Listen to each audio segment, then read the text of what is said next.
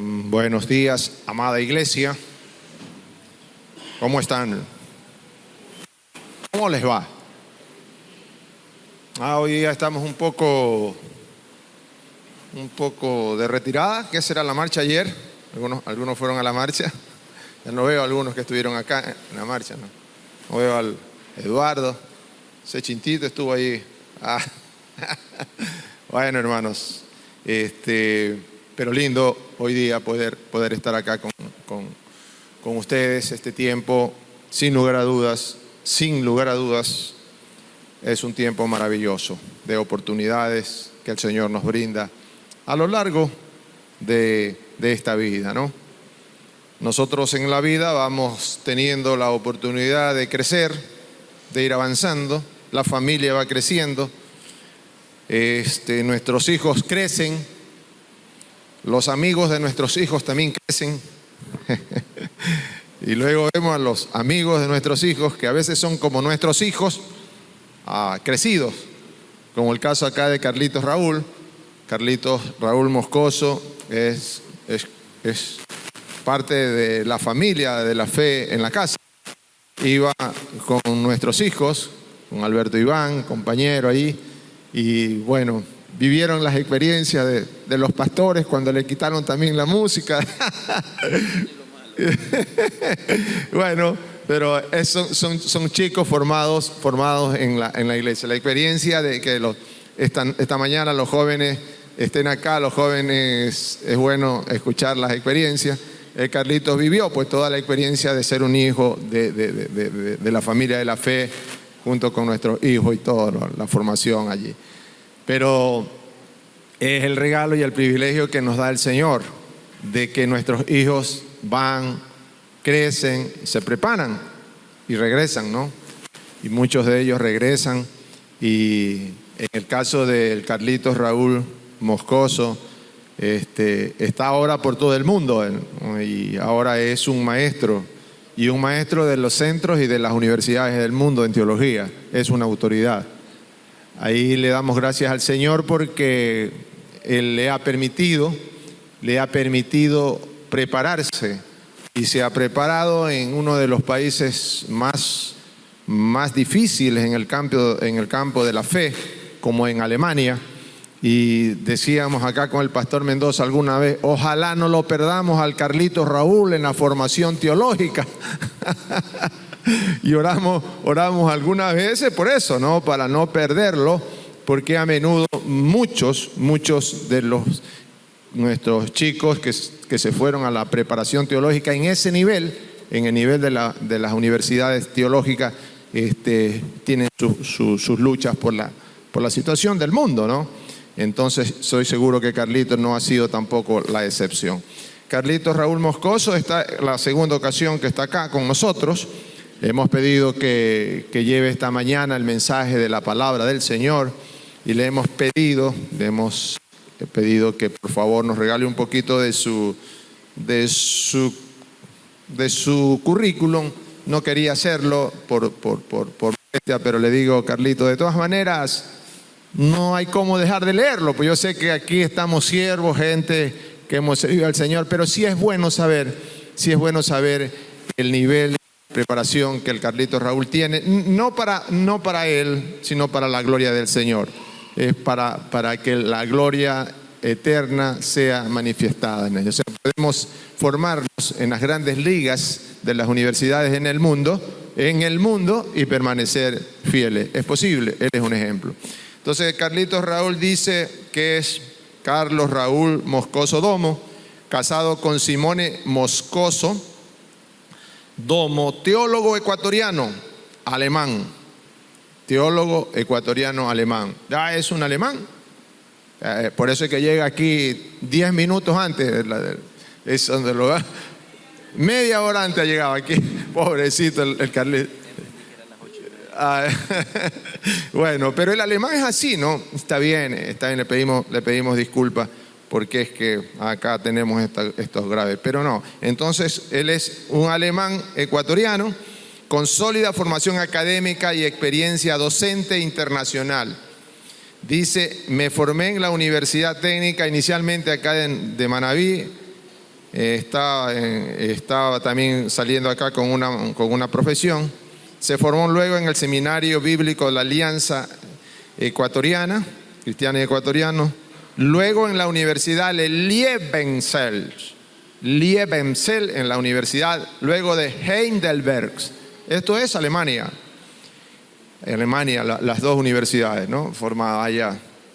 Donde me especialicé en el cristianismo y cultura, con énfasis en el Nuevo Testamento. Griego y latín. Me desempeño como profesor del Nuevo Testamento en diferentes contextos, tanto en instituciones teológicas y educativas de Alemania, y entiéndase también universidades, ¿no? En ese contexto es maestro de Europa y de Estados Unidos, como en instituciones teológicas de Latinoamérica, como FATELA. FATELA es la Facultad Teológica de Teología, en la que también hemos tenido la oportunidad de salir de ahí. No lo tuve en esa época como profesor, ese ha sido bueno. Cuando salimos de FATELA, no estaba el Carlito, pero es formador también de todos los magísters de los teólogos que forma la Iglesia Alianza en FATELA, ¿no? Facultad Teológica Latinoamericana de la Alianza, y del seminario y de otras instituciones en el mundo, ¿no? Es fácil, Carlito, moverse en Europa y estar moviéndose de un lado para otro. Su vida es esa. Entonces, pero ahora yo quiero darle gracias al Señor porque ha permitido tenerlo acá con nosotros. Es de casa, es de nuestra iglesia madre, consideramos así, es de casa. Entonces, pero lindo, le leo esto, para animarnos con nuestros hijos, los que tenemos, los chicos, que es posible. Terminó la universidad acá y luego dice, tengo una profesión, pero voy a especializarme en este campo. Y lindo que regrese acá, nos enseña, y hemos estado participando en estos días con él.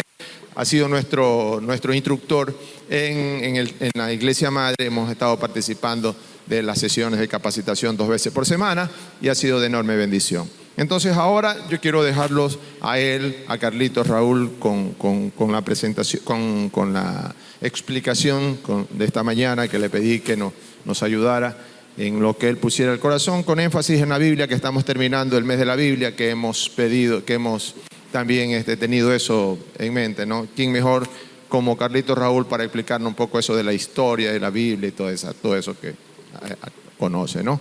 Entonces, quiero orar por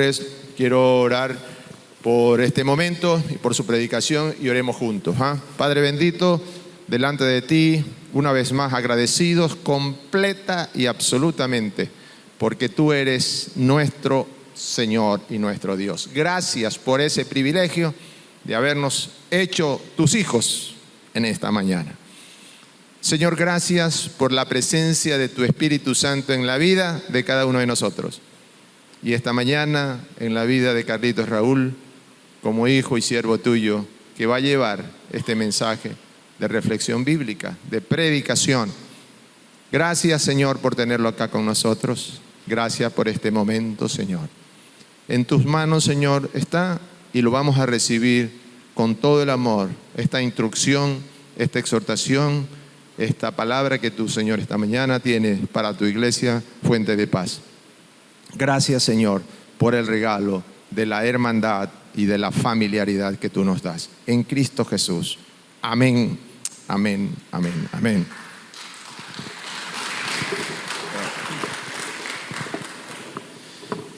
Muchas gracias. Él siempre exagera, ¿no? Pero ya lo conocen, ¿no? Yo creo que muchos de ustedes me conocen, y como el hermano Alberto dijo, es la segunda vez que estoy en esta congregación. De paso ya pido disculpas porque desde hace un mes que llegué pesqué un virus y me afectó bastante la garganta. Por eso van a escuchar siempre ese y he estado hablando todos los días, hablando y no he parado. Y bueno, ya mañana viajo de regreso, entonces voy a tener 11 horas en el avión para no decir nada. Vamos a ver qué pasa. Muchas gracias por estar aquí.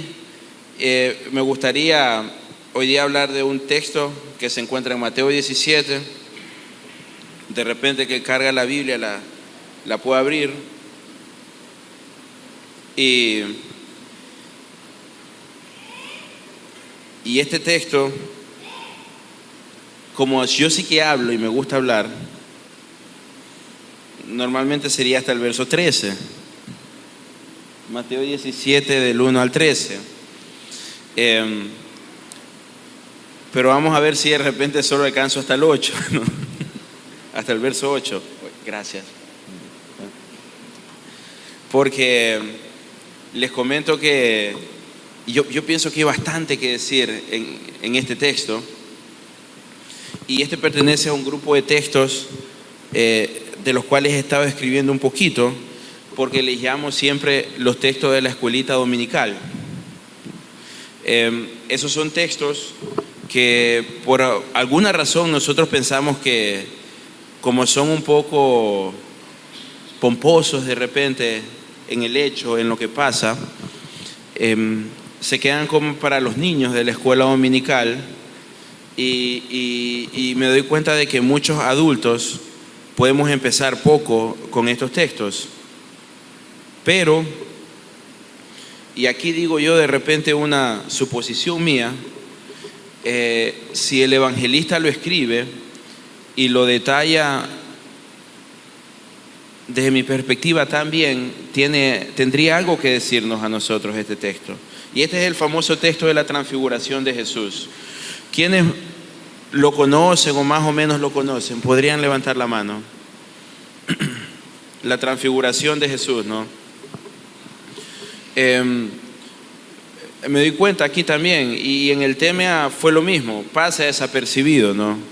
Es más fácil, por ejemplo, acordarse de un milagro, ¿no? ¿Quién se acuerda, por ejemplo, que Jesús sanó ciegos y enfermos, ¿no? ¿Ya? Ahí las manos, veo un poco más de manos, pero la transfiguración. Y bueno, cuando Jesús sana a un ciego, a un enfermo, a un endemoniado, asociamos rápido esa situación con nuestra vida, la contextualizamos de manera más fácil, ¿no? O sea, si yo tengo una enfermedad, Jesucristo también me puede sanar. O a un endemoniado, a una persona que por algún espíritu malo está atada, Jesucristo la puede liberar, ¿no? O sea, al ciego le puede volver a dar la vista. Lo podemos contextualizar de forma literal o espiritual. Jesucristo puede volver a dar vista física o espiritual. Pero Jesucristo se transforma.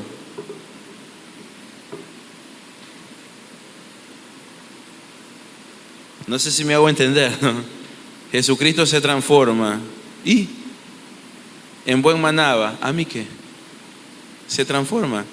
Chévere.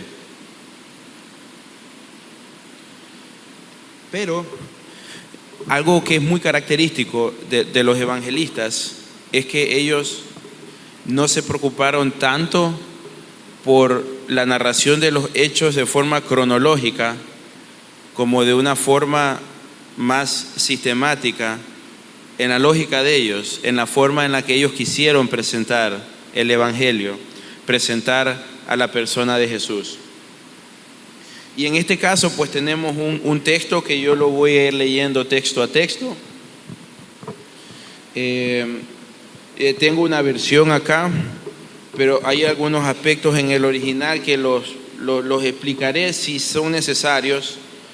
Y empecemos con esto que a mí me pareció bastante interesante, porque leyendo esta historia me di cuenta de que uno necesita más conocimiento y que el evangelista demanda de uno bastante conocimiento de las antiguas escrituras, de la perspectiva de él, o sea, de lo que nosotros llamamos Antiguo Testamento, porque hay muchas claves aquí que nosotros vamos a tener que descifrar, o el lector va a tener que descifrar, hasta el punto de que yo me pregunto cómo hubiera reaccionado una persona sin ese conocimiento a este texto.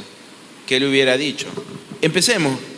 Por ejemplo, miren, el verso 1 dice: 6 días después, Jesús tomó a Pedro, a Jacobo y a Juan su hermano, o bueno, voy a leer aquí, y a Juan, allá, RB 60, y los llevó aparte a un monte alto.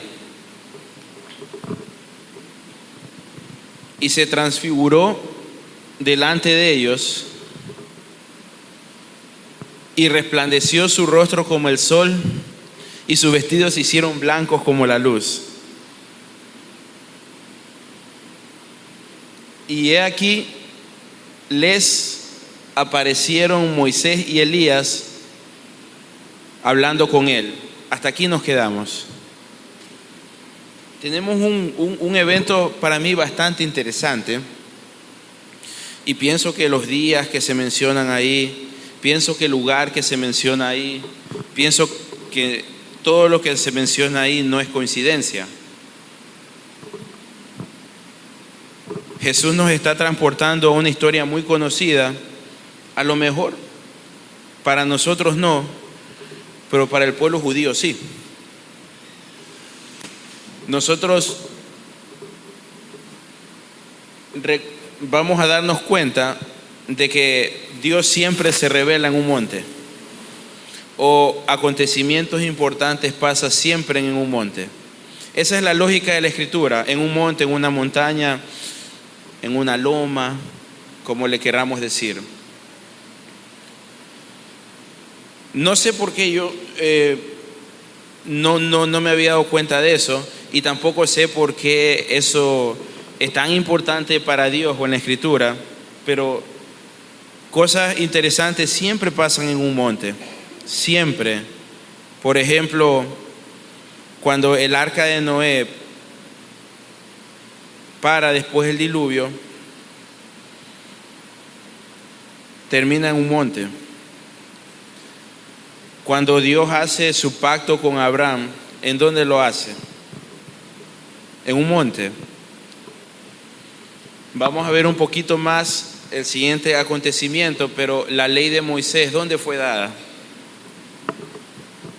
En un monte. Y Elías, que también aparece, donde termina demostrando su fiabilidad, su validez como profeta, valga la redundancia, verdadero de Dios, en un monte. Y Mateo no es la excepción.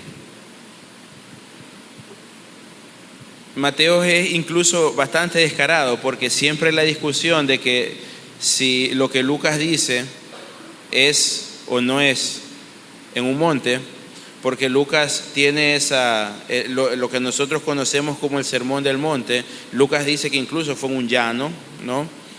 Pero Mateo lo sitúa en un monte a Jesús, explicando o resumiendo la ética del reino de los cielos en el famoso Sermón del Monte.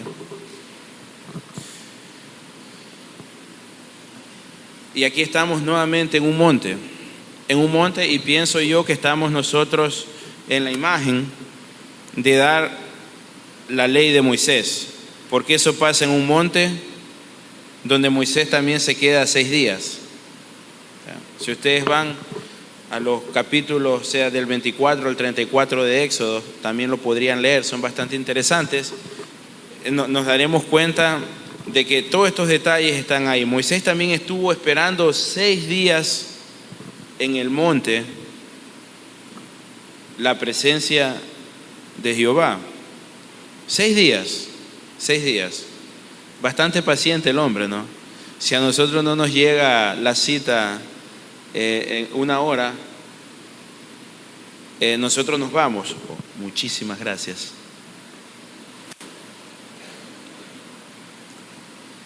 Pero Moisés espera 6 días por la presencia de Jehová en el monte alto. Y a mí me parece bastante interesante que aquí hay una diferencia entre Moisés y Jesús, ¿no? Usando el lenguaje de la carta a los hebreos, Jesús es mejor que Moisés. Y la diferencia es que Moisés tiene que esperar 6 días para encontrarse con la presencia de Jehová. En cambio, Jesucristo va a los 6 días. O sea, Jesucristo no se hace esperar.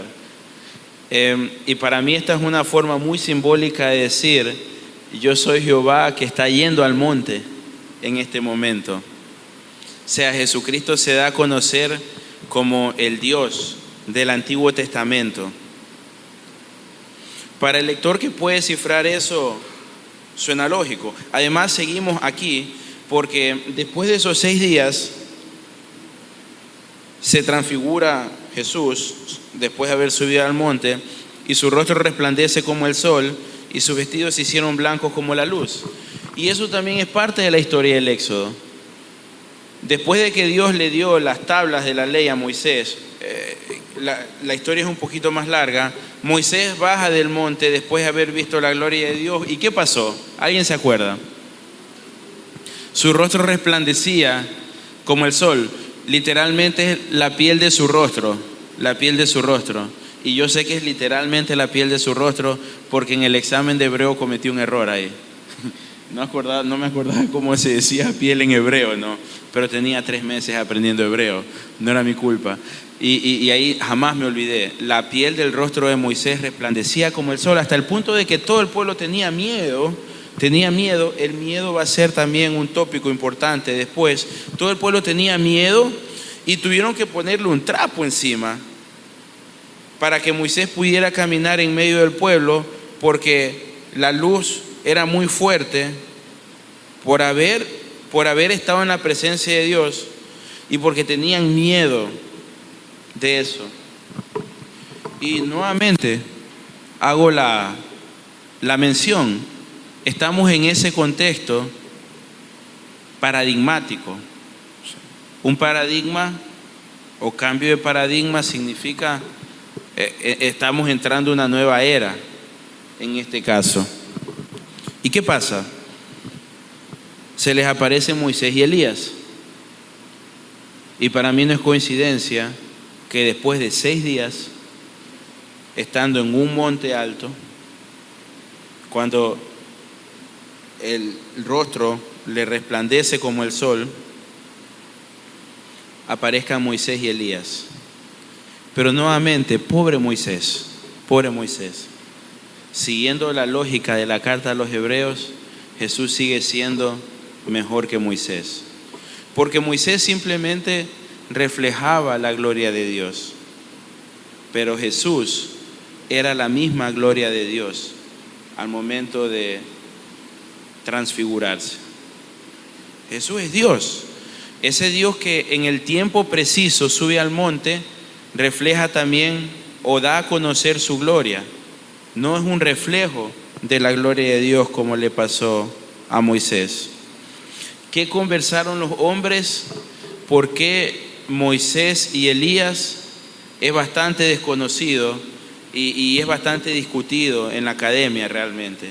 O sea, lo que estaban conversando y la razón por la cual estos 2 personajes aparecen. Hay muchas explicaciones, pero pienso que no son tan importantes para comprender el sentido del texto en este momento. El punto es que estos 3 hombres estaban conversando y al lado hay otros 3 hombres que hasta ahora los hemos olvidado nosotros, ¿no? Y lo interesante es que eran hombres muy queridos para Jesús. Por eso pienso yo, y me perdonarán, ¿sí? Esta es una opinión, para mí no está explícita en la Escritura, o a veces pienso que sí, pero por lo menos de forma implícita uno puede decir que Dios tiene sus favoritos a veces. Y algo pasaba con Pedro, Juan y Santiago o Jacobo, ¿sí?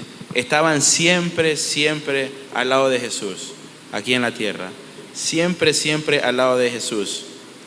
Y eso no significa que son perfectos o que son los más chéveres. A veces pienso que porque eran los más problemáticos siempre estaban al lado de Jesús.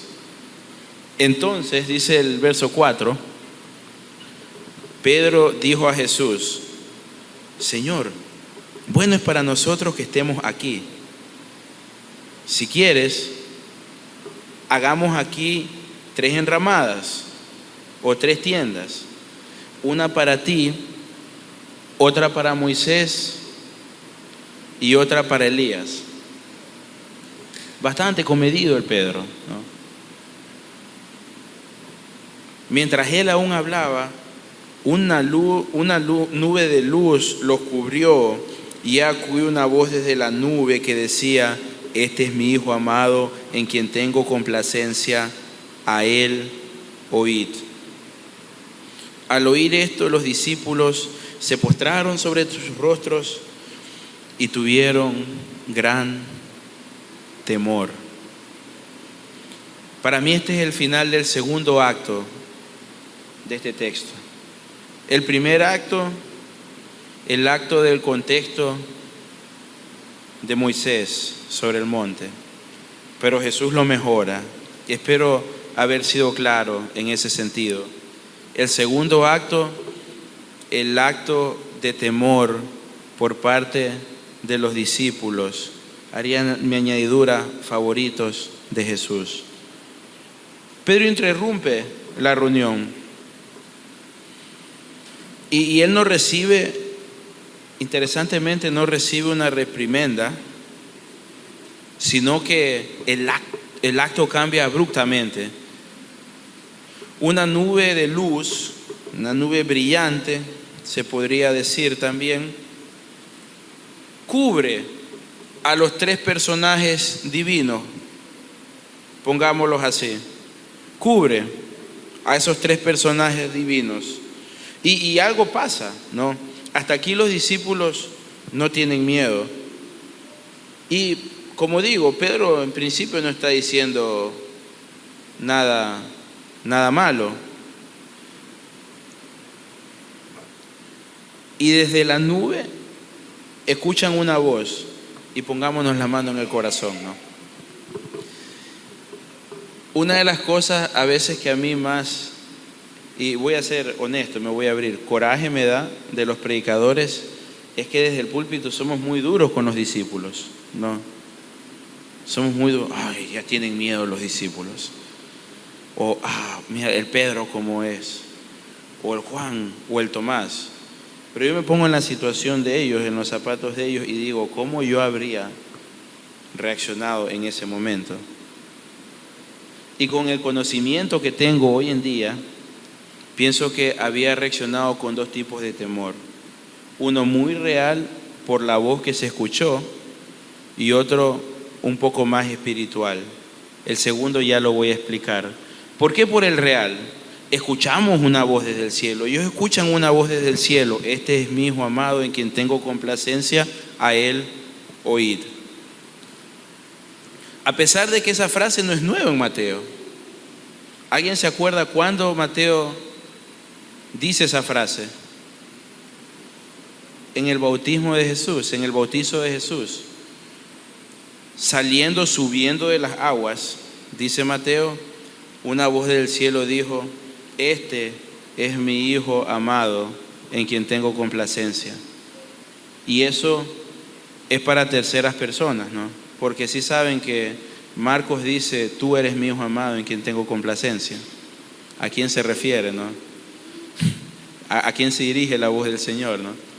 Aquí está hablando de este. O sea, para los lectores, para los que escuchan, nosotros tenemos que saber, nosotros somos el 4º ser humano ahí, la 4ª persona que escucha esa voz. Este es mi Hijo amado, en quien tengo complacencia, a él oíd. Y como digo, el primer temor, el humano, lo comprendo, porque a mí me daría miedo si en este momento escucho que una voz del cielo algo dice. Eso cambiaría mi vida de forma paradigmática también. Pero el otro temor es la exigencia espiritual de esa frase que Dios dice: este es mi Hijo amado, en quien tengo complacencia.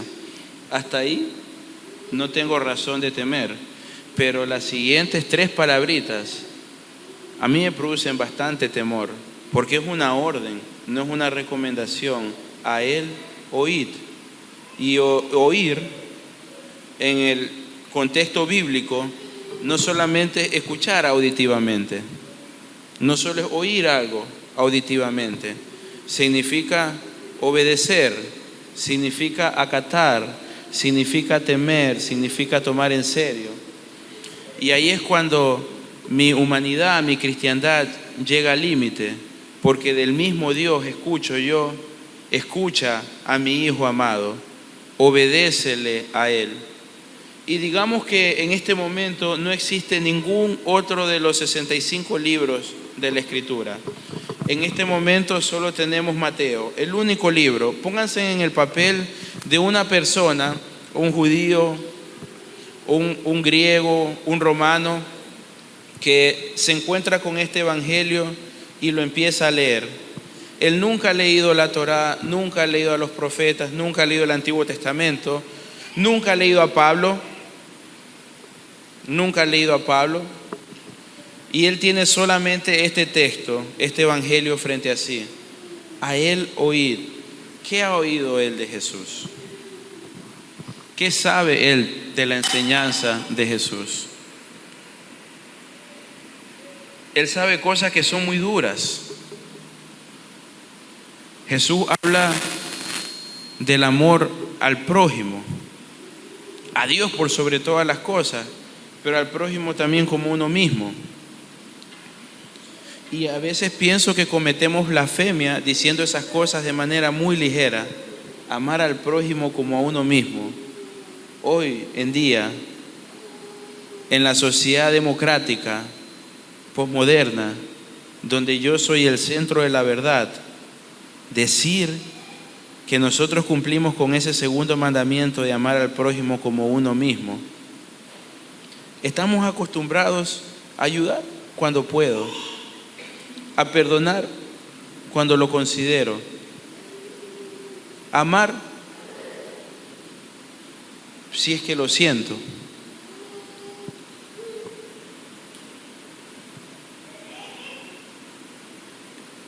Y Dios dice, escucha la enseñanza de mi hijo.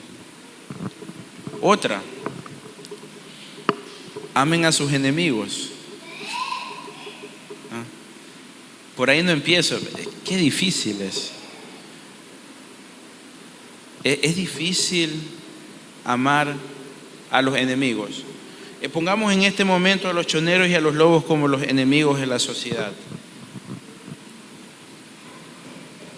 Y yo me pregunto, yo todavía no estoy en la capacidad de amar a esos individuos. No estoy en la capacidad de amar a esos individuos.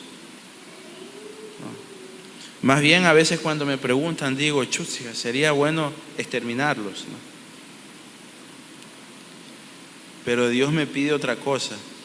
Bueno, es que hablemos de verdaderos enemigos, no hablemos del hermano que se pone bravo porque la pared no fue melón, sino de este color, ¿no? Esa es la situación. Cuando soy traicionado para salir de algo tan... Para mí igual, el asunto de los criminales es abstracto al final del día. Hasta ahora, gracias a Dios, no me ha tocado, pero yo sí he vivido situaciones en las que he sido herido, traicionado, o en las que he sido, han dicho cosas malas de mí o cosas falsas de mí. Ahora último, tuve esa situación con un estudiante que porque no le gustó la forma y lo que yo enseñaba, le fue a decir al director de una institución que yo ando diciendo que Jesús no es Dios. Después de que escucharon la introducción de esta prédica, ¿no? Pienso que quedó claro para mí que Jesús es el Dios de Israel, ¿no? Entonces, el director me conoce y me dice, yo no le creo lo que él me dice. Y tengo que revisarle a él todavía un trabajo, ¿no? Sería el momento preciso para vengarme de él, ¿no? Y todos los trabajos están revisados, todavía no he revisado de él, porque en este momento no estoy en la capacidad de revisar el trabajo de él. Le escribí a él que por favor me dé 2 semanas más para revisar el trabajo, porque cuando uno actúa con los afectos encendidos, uno puede cometer errores. y naturalmente sabemos que su trabajo tiene que ser calificado independientemente de la payasada que hizo, ¿no? O sea, y eso es algo que a mí me llena de temor cuando leo este pasaje. Y Jesús va más allá. Él habla de la ofrenda sin hipocresía, ¿no? Yo le pregunto a veces a los hermanos en las congregaciones, ¿por qué ofrenda si está peleado? ¿Por qué ofrenda si estás resentido? Jesús te dice que apartes la ofrenda, no que te la comas, ¿no? Sino que apartes la ofrenda, hagas paces y ahí puedas ofrendar nuevamente. No importa si es el hijo, no importa si es la hija, no importa si es el esposo, la esposa, si es el vecino, si es el hermano. Jesús a veces es tan mala gente que va incluso más allá, ¿no? Acabamos de hablar de los lobos, de los choneros, y decimos, ellos matan, son asesinos, pero Jesús lleva el asesinato a un grado más allá, el concepto de asesinato, diciendo que cuando yo odio, cuando yo insulto, cuando yo hablo de mala gana, asesino también, cometo asesinato y peco de asesinato, y eso tengo que escuchar. O a los hombres, Jesús nos dice, pero también esto es para las mujeres, el adulterio, ¿no? Los legalistas decían, el adulterio se consuma con el coito, y yo diría en este caso también la fornicación. Jesús dice, no, mirando, deseando a una mujer de manera indebida, estás adulterando, estás fornicando.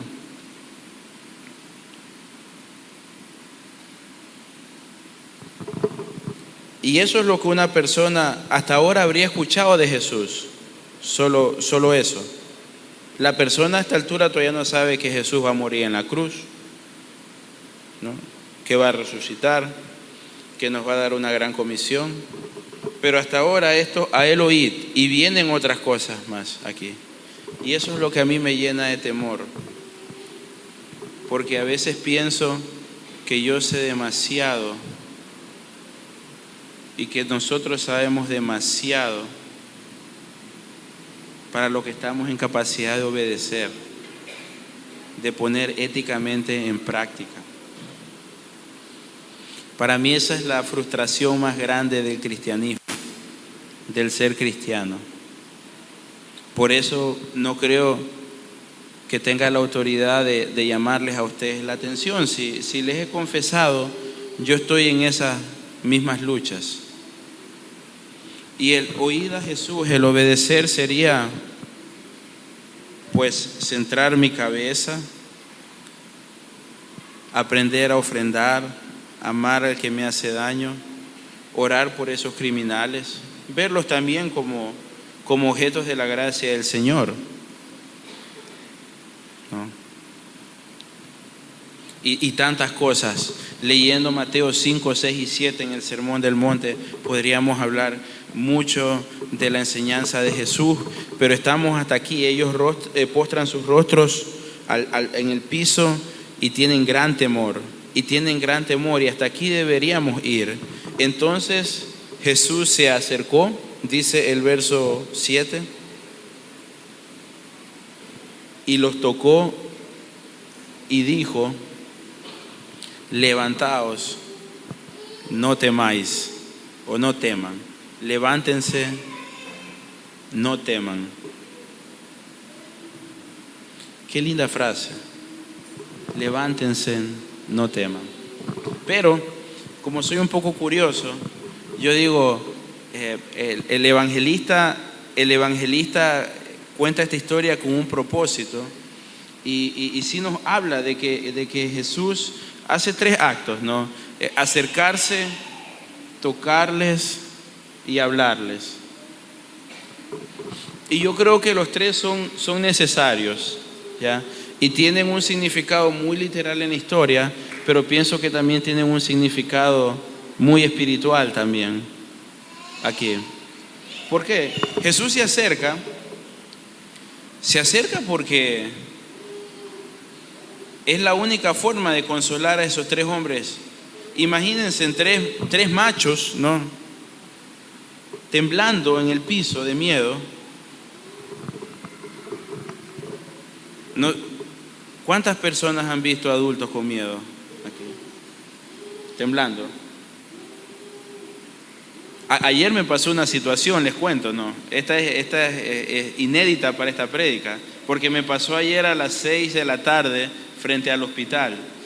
Una persona estaba en el hospital, me pide que la recoja, voy en el carro con mi mamá me dice: mijo, tengo sed, puedes bajarte a comprar una botella de agua. Entonces me bajé a una de esas farmacias que queda en el hospital, frente al hospital, ¿no? Estoy hablando del Verdi Ceballos, ¿no? Y sabemos que es una zona conflictiva. Había mucha gente alrededor del hospital, porque me he enterado que no dejan pasar ahorita la emergencia a las personas. Y en lo que me bajo, pasa un carro llevando bidones con el escape dañado, hermano Alberto. Y sonó 3 veces, ¡pum! ¡Pum! ¡Pum! Oiga, yo estoy en una de las burbujas del mundo, en Alemania. O sea, la seguridad ya es increíble. Los que me visitan se sorprenden porque en el verano dejamos la casa abierta para que el viento entre de noche allá. Entonces yo vi como 200 personas o 300 que había en la calle, o sea, familiares enfermos, como todo el mundo desapareció en un momento. Y como yo no estoy acostumbrado a la situación, yo era el único que estaba con mi botella de agua así, pensando en qué pasó. Y el hombre del carro de los bidones se reía, el chofer, que iba con su Datsun, creo, una camioneta. Pero a mí me llamó bastante la atención una señora que estaba en una silla, más o menos a la distancia del piano, y saltó casi hasta mis pies, ¿no? Y estaba temblando en el piso. Entonces, y naturalmente a mí también me dio miedo, porque necesité 5 segundos hasta darme cuenta que era el escape de un carro. Pero como no estoy acostumbrado a esa situación, lo único que hice fue paralizarme con mi botella de agua y mi botella de 50 centavos en la mano izquierda antes de darla. Y así es el pánico. O sea, uno se queda frío. Y nosotros conocemos esas situaciones. Y lo único que uno puede hacer en ese momento es darle la mano a esa señora que le empezó a doler todo el cuerpo a los segundos, ¿no? Porque ella saltó literalmente al piso, a la vereda, al cemento, ¿no? Y Jesús, en una situación naturalmente muy diferente, pero el denominador común es el pánico, el terror en ese momento. Él tiene que acercarse. Pero después de acercarse, Él hace 2 cosas. Él los toca y les habla. Y aquí viene una parte de mi especulación, lo que estoy escribiendo en mi comentario. ¿Por qué creo yo que Jesús tuvo que tocarlos? ¿Qué se les ocurre a ustedes? Esa es una tesis mía, no sé si pueda que tenga razón o no. No la tomen como palabra de Dios, a lo mejor como una sugerencia. Yo pienso que es porque ellos habían visto un aspecto divino de Jesús al momento de que Él se reveló. Ellos vieron la divinidad de Jesús, la divinidad del Hijo de Dios. Y Jesús, para cerrar ese acto, para que ellos se den cuenta de que Él nuevamente era Jesús, el ser humano, el hombre que caminaba con ellos, tuvo que tocarlos. Y solo así ellos pudieron sentir: es humano nuevamente, es un ser de carne y hueso nuevamente. Y Dios habla.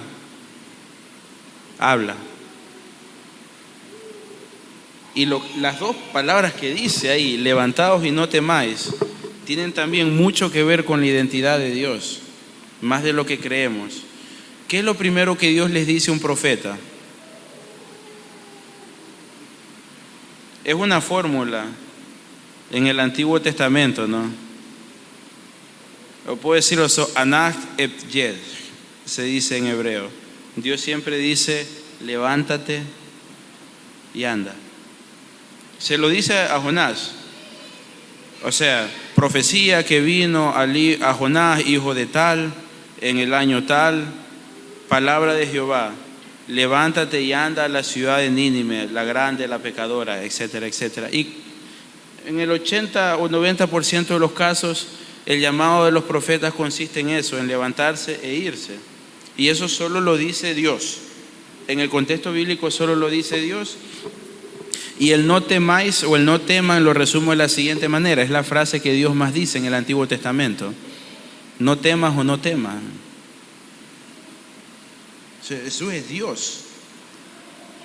Y alzando ellos los ojos, a nadie vieron sino a Jesús solo.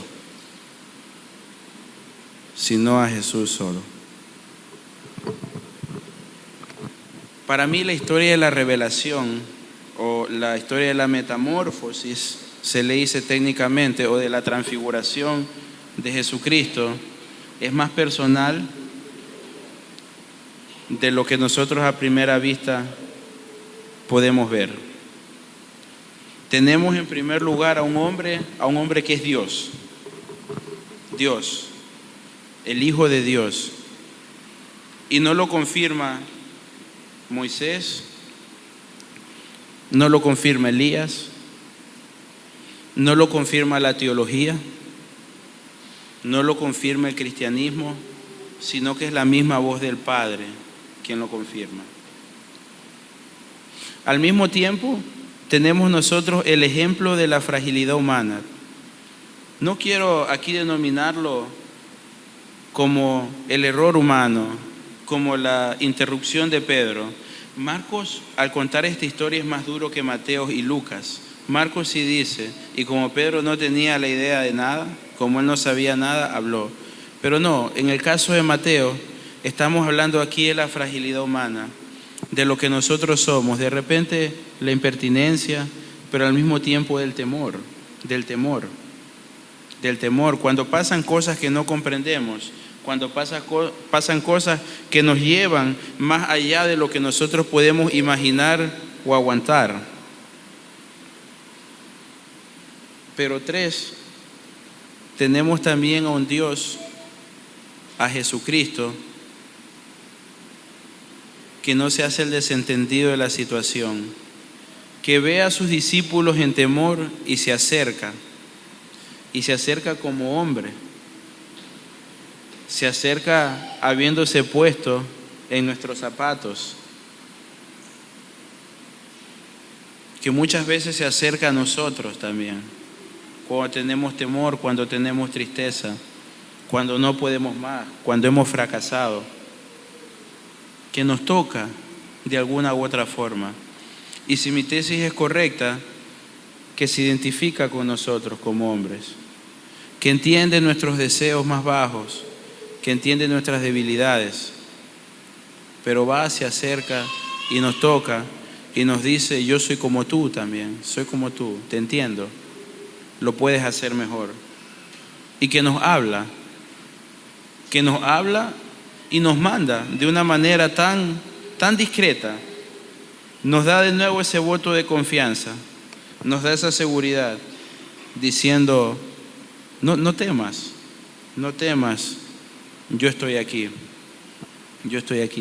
Ese es el Dios que tenemos, o sea, el verdadero Dios, el Dios que entiende nuestras debilidades, nuestros problemas, y el Dios que nos restituye con amor de alguna manera.